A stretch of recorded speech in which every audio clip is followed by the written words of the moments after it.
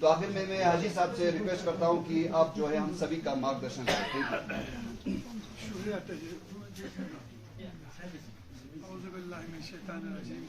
ये बाद में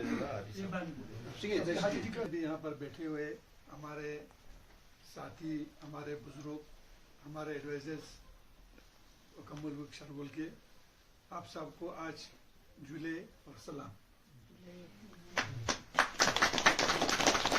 डेवलपमेंट के बारे में, बीजेपी के फंड्स के बारे में, बीजेपी ने कितना तरक्की किया है, क्या किया है, उनको आप लोगों को दोहराने की जरूरत नहीं है, क्योंकि आप सब पता है कि अब एग्जीक्यूटिव सब मेंबर्स हैं, यहाँ पर हमारे बहनें भी यहाँ पर मौजूद हैं।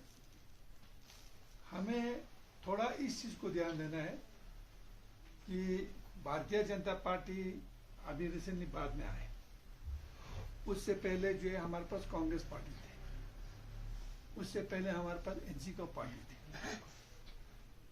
आज जो है हमारे पास सबसे बड़ा अपोजिशन है तो कांग्रेस और एनसी इस वक्त। उस वक्त जब कांग्रेस का दौर था, जब एनसी का दौर था, तो आप लोग ऊपर वाले को हाजिर नाजिर के कह दो कि आप लोगों का क्या हालत है। कभी आपके गुम्पा के ऊपर किसी कारगिल के नेता का कदम रखा है? नहीं बोल रहा मैं, देखो हम लोग यहाँ जुड़े हुए हैं। अच्छा, मैं पहला आदमी हूँ, चाहे नेता बोलो चाहे वर्कर बोलो, कुछ भी करो। मैं पहली दफा जब यहाँ पर आया तो मैं चंद हमारे कुछ बुजुर्गों के साथ आया था। मूल में मेरा कोई वजूद ही नहीं था, ना शरगोल में कोई वजूद था, ना पीडीपी को कोई जानते थे। सिर्फ इतना जानते थे जब मैं इस्लामिया स्कूल में एज ए यूथ का प्रेसिडेंट था। उस वक्त बुद्धिस्ट के कुछ मसले होते थे, जैसा कि हमारा चमुशुपा का मसला था, तो एक बड़ा पेचीदा मसला था। उसके बारे में उनके कुछ मेंबर स्कूल में आते थे, कोर्ट केस होते थे, तो हम उनके बुद्धिस्ट के फेवर में जो है हम लोग फाइट करते थे। वहाँ पर 2-3 दफा हमने हाई कोर्ट तक भी पहुँच गया चमुशुपा के लिए। हमने खुद वकील बनाया, क्योंकि हमारे यहाँ के बुद्धिस्ट भाई लोग उस वक्त से मेरी टेंशन की वजह से वहाँ जाते भी नहीं थे, तो हम लोगों ने अरेंजमेंट करते थे, क्योंकि ये एक मसला था हमारे पास। एक हमसाया और एक हमारे इसका क्या बोलते हैं, मुस्लिम गैर मुस्लिम, एक हमसाये के इसका मसला था। तो हम लोग शरगोल में जो हमारा मीटिंग है, ये कोई पब्लिक मीटिंग नहीं है ना। आप लोग तो सब पार्टी के वो दिग्गज लोग हैं, जिनके बलबूते पे ये पार्टी इस इलाके में पहले भी, अभी भी, वो आगे भी चलने वाली है। चुनाव तो आता जाता है ना, संगठन मजबूत रहना चाहिए।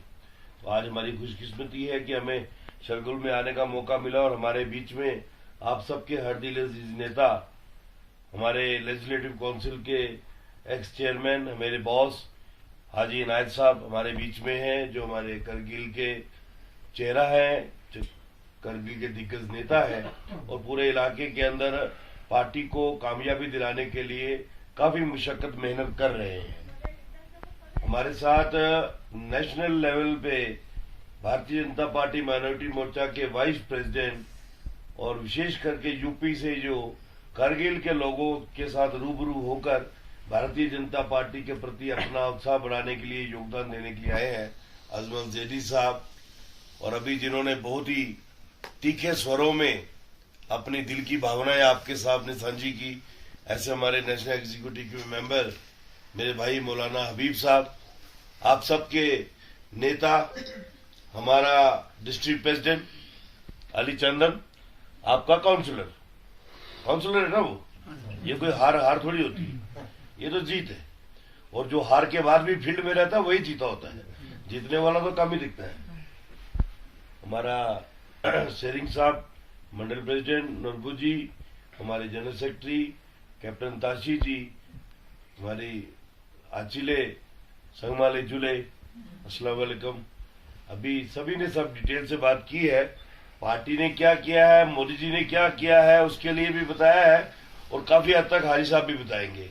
मैं तो संगठन की शैली पे बात करूंगा, क्योंकि ये चुनाव जीतना भारतीय जनता पार्टी लद्दाख के लिए कितना जरूरी है। भारतीय जनता पार्टी पूरे देश में, आपको पता होगा क्या एक नारा लेके चल रही है, अब की बार 400 पार। भारतीय जनता पार्टी जिंदाबाद, भारतीय जनता पार्टी जिंदाबाद, भारतीय जनता पार्टी इसे बोलते हैं जवानी, ये जवान खून है। वो बुरा सर, ऐसे नहीं बोला सर, जवानी है। वो लद्दाख पीछे कैसे रह सकता है उसमें?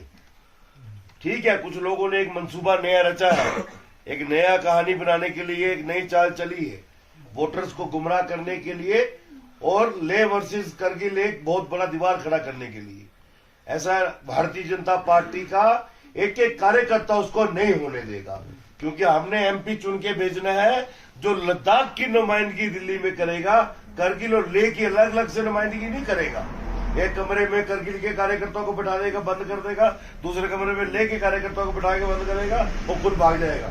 हमें वो आदमी नहीं चाहिए। हमें वो आदमी चाहिए जो पूरे लद्दाख को एक ताकत बनाकर नरेंद्र मोदी जी के सामने हमारे मसले लेकर बैठे कि मेरा ये इलाका है, मेरे को चुन के भेजा है, मेरी ये कमियां हैं, ये हमारी डिमांडें हैं, ये पूरी होनी चाहिए। यही चाहिए ना हमें। तो उसके लिए ताशी गैलसन से अच्छा हो ही नहीं सकता है कोई। पार्टी ने एक बहुत अच्छा व्यक्ति आपके बीच में दिया है। हमें अपने अपने पोलिंग बूथ पे लड़ाई लड़नी है। हमें नहीं चिंता करना है कि किसकी कॉन्स्टिट्यूंसी में क्या हो रहा है, नुब्रा में क्या हो रहा है, जंस्कार में क्या हो रहा है, करगिल टाउन में क्या हो रहा है, पश्चिम में क्या हो रहा है। हमें चिंता नहीं करनी है। मेरा शरगुल और शरगुल में भी मेरा पोलिंग बूथ, क्योंकि हमारा एक नारा है, मेरा बूथ सबसे मजबूत। वो तभी मजबूत होगा जब उसमें से वोट जाना भारतीय जनता पार्टी को पड़ेगा।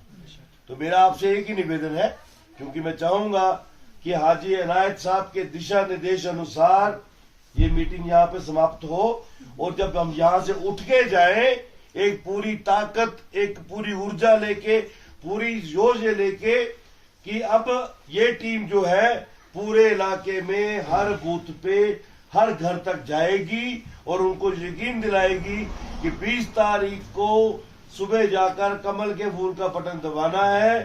ताशी गैलसन साहब को वोट देने का मतलब है वोट नरेंद्र मोदी को जाना है। आज लोग पूछते हैं कि हाजी हनीफा को वोट देंगे, वोट जाएगा किधर? बोले जंस्कार के रास्ते भी नहीं जा सकता और ज्योतिला के रास्ते भी नहीं जा सकता।